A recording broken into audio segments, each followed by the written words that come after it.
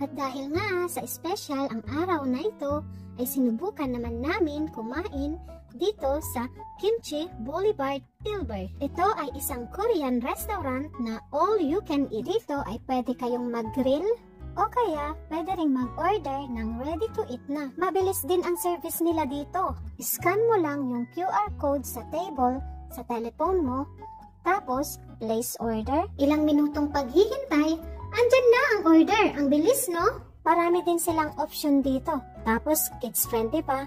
Very cozy din ang place. Sa mga sushi lovers dyan, naku, magsawa kayo. Masarap lahat ang food dito. Yung iba, hindi ko na nabidyohan. Dahil gusto ko din i-enjoy yung food. Ako lang din ata ang Asian na laging kumukuha ng picture dito. Nakakahiya naman. Hindi ko alam kung sa red wine ako inantok o sa kabusugan. Masarap din itong tea nila. Nagustuhan ko ang lasa. At syempre, hindi mawawala ang dessert. Ang limit time pala dito is 2 hours and 30 minutes. O diba enough time para makain mo lahat ang gusto mo. Kaya sa mahihilig dyan sa Korean food,